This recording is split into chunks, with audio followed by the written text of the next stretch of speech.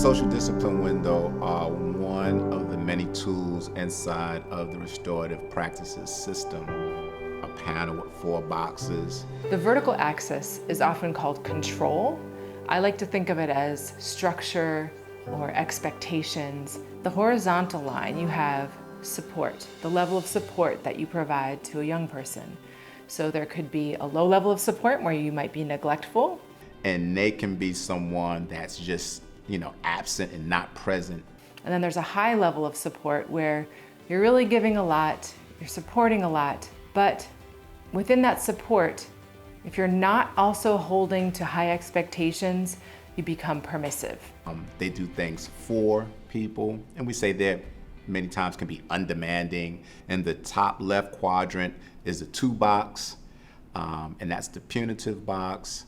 And that's someone that operates with high control and low support. Or the ideal place is the top right quadrant, which is the with box. And this is someone that has high control and high support. And the social discipline window also creates a base for someone to be able to create healthy boundaries, accountability, support structures, and expectations for themselves and the people that they're interacting with.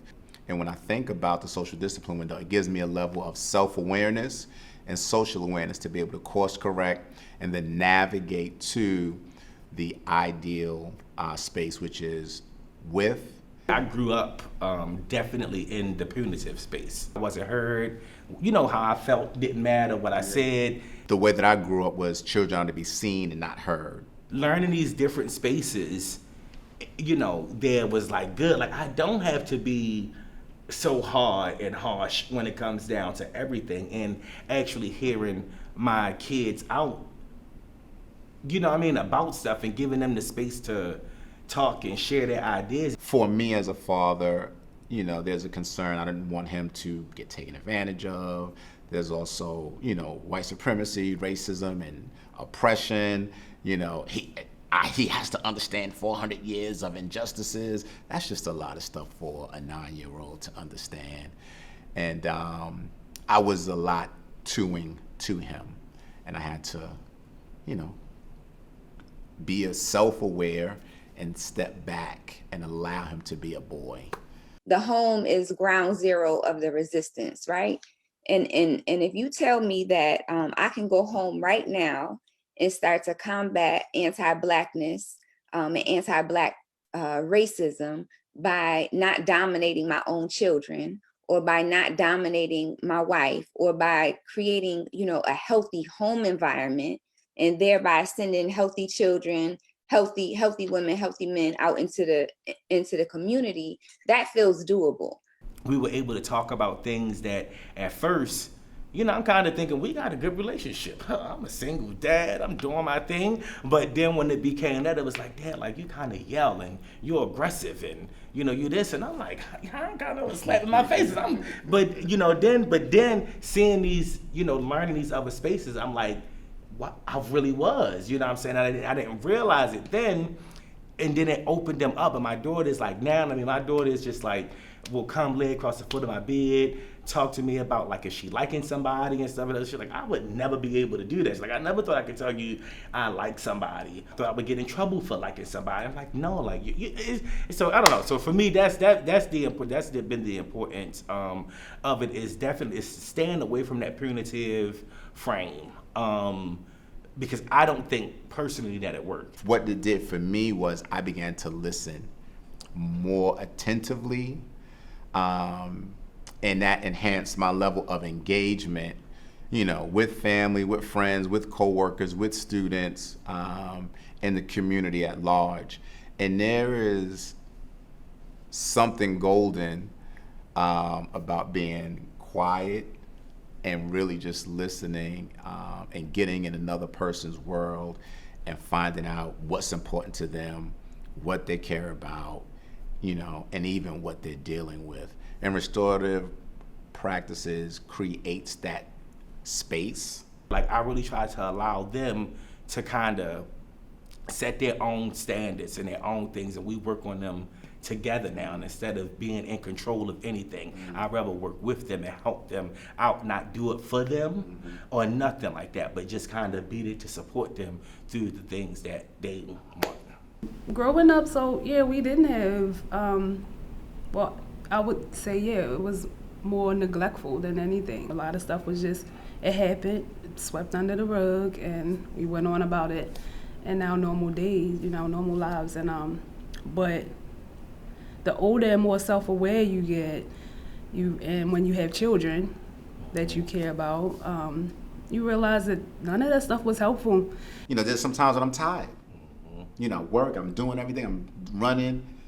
I'm in the not box, right? I'm not doing this, or go see your mother. I often find myself in the permissive box, where I'm doing for my child. This can be emotional, or this can be very practical. So in the emotional front, I offer understanding that sometimes doesn't require her to struggle through to find her own solutions. Empowering your children to be able to tackle what's in front of them themselves. That's what's really and truly gonna help them grow. One of my cousins in particular, like, their mother did everything for them. I'm like, literally, no, I'm not exaggerating, washed them up until they were almost teenagers. It was a problem for them. It may have seemed a little weird or whatever, but at the same time, it was like, dang, like, y'all mother, they love y'all, and they do, y'all got it easy, they take care of y'all, they do everything, but for them, it was like, yeah, it really did, it stifled them. That desire to help is a way of maintaining control. So when I clean my daughter's room for her, I just want it to be clean. I don't want to argue about it. I don't want to go through all of the drama to have her take responsibility for it. I just want it done. There are times where I've shared some information for Allende 2, 3, 4 times, and they're my patients. Like, perfect example, he's playing football right now. I play football, and I tell him, your equipment is your second skin, and you need to know how to get your equipment on. When he first was starting and working with the equipment, he was stumbling and bumbling and couldn't get this and get the stuff on. And there were times where I was permissive. I was doing things for him. This is how you, come on, get your equipment on. I'm doing it for him. And I realized, it's like, he got to stumble on getting these clips in there, get the shoulder pads on, getting the helmet on, putting the snaps on, right? So as a parent, I orbit around that. And it allows me to own my humanity, because sometimes operating from this perfect habit altogether, I can create more problems not being aware I'm in the permissive box or the to box or the not box, pretending that I'm in the with box. Like, nah, Daddy, you're not in the with box at all. But yes, I am, right? So being self-aware is really important. And the social discipline window really provides that opportunity, for that self-reflection. And it's not designed to label myself or shame myself when I see what's there, or create limiting conversations about myself. The social discipline window is designed for me to locate myself.